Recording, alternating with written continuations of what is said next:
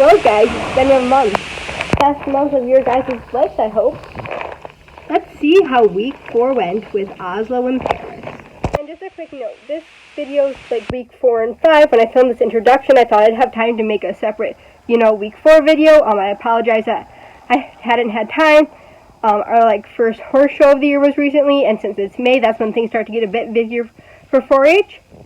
But I promise that I'll get every week uploaded to YouTube from here on out, eventually. Can't tell you when, and hopefully I won't have to climb weeks again. But without further ado, let's look at May 9th through May 22nd. May 9th, as you all hopefully got a chance to safely celebrate, was Mother's Day. My grandma and cousin came over to meet the lambs. I got to teach them about them as well as introduce them to the other animals. They had fun showing them how much they love to run and jump and play and be crazy. And fun fact, I was forgetful enough as to leave the jacket I'm wearing in this picture at the farm for a week after that day.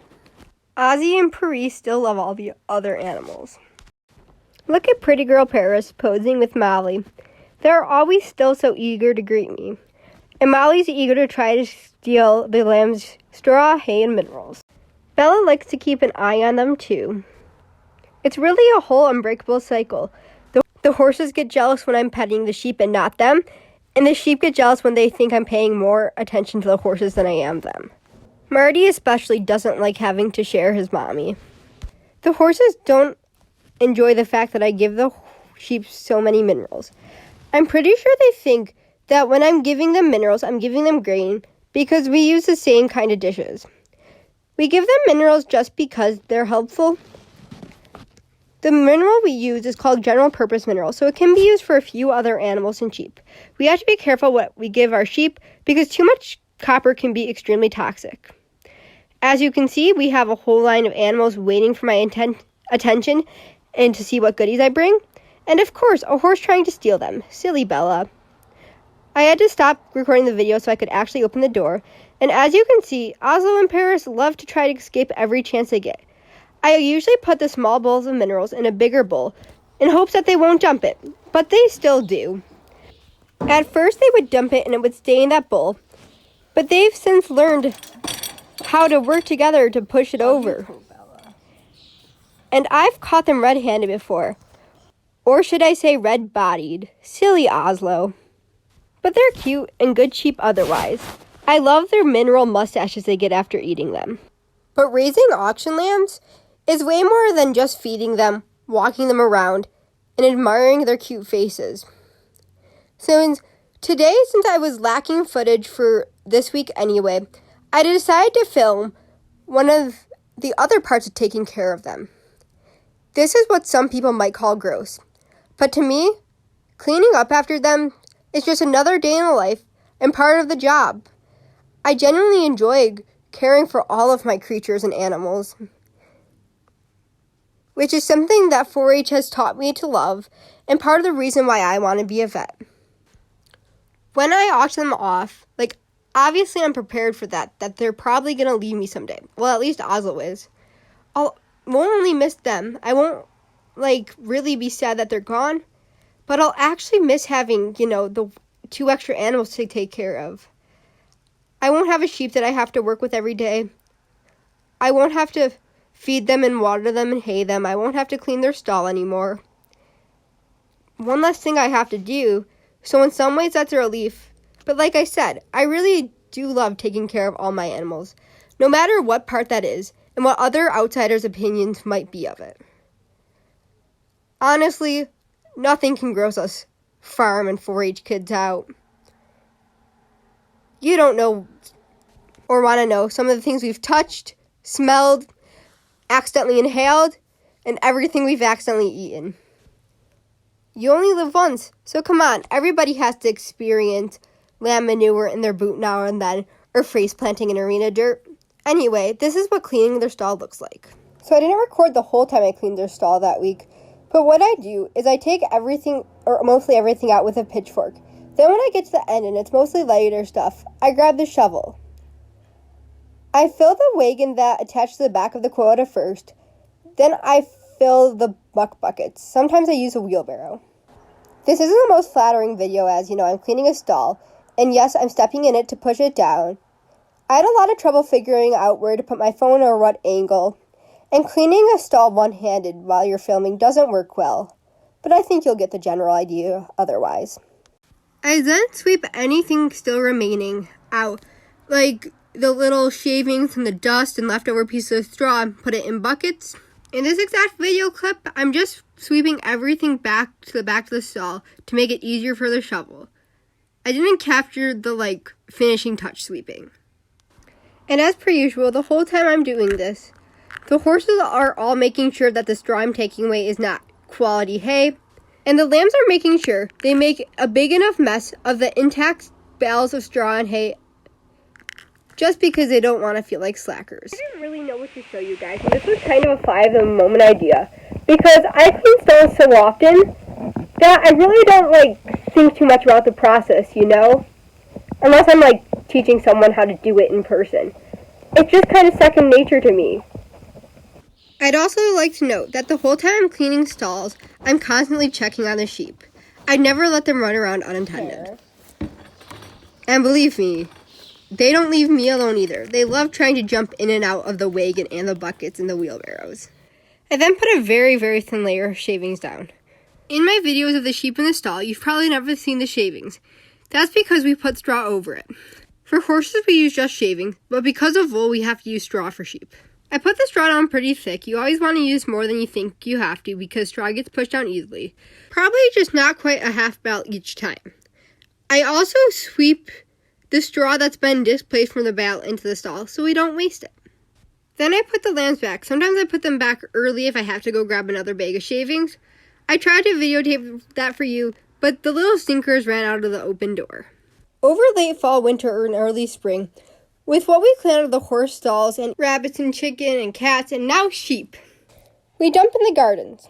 Dragonfly Ranch now has 2 gardens as opposed to 1, and they're pretty big. The farm is hoping to open up a farmer's market, so they're growing produce and vegetables for that. This is super exciting because my sheep and animals will have the chance again to be loved on and pet by the public. The feces is the fertilizers. I tried to videotape me dumping it, but it just didn't work. I only got to weight tape them once that week, which was 89.7 for Ozzy and 72.9 for Paris. I tried to videotape it to show you guys what I meant by weight taping and give you guys something different to see this week. But I think from the video you can see how well that went.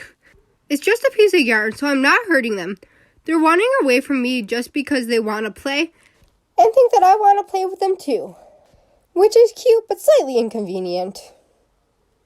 And of course, I'm still working them. They still don't like leaving each other, but it's a work in progress and we'll get there someday. Luckily, we still have lots of time before fair, but I'm still extremely happy with their progress otherwise. And they're happy so long as they get fed, they get to play, and of course, they get to have fun dumping their minerals together, which I didn't mention yet, but that has now translated to them dumping their water bucket, so we hung it up for them. Now let's take a look at week 5. What do you think about having Lammy friends next to you for a whole 5 weeks now, Bella? You're so pretty. So are you guys. Monday, which for reference would have been May 17th, started off with work and fun at the same time.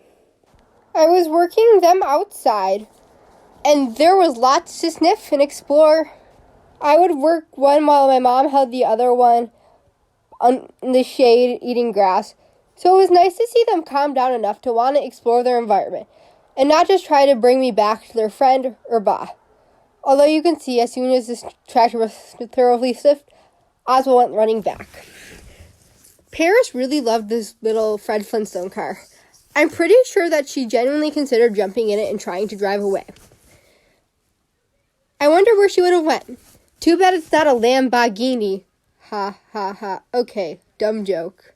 Paris is such a sweet, curious girl. She genuinely has an interest in a lot of things, which is absolutely adorable. And I love that about her.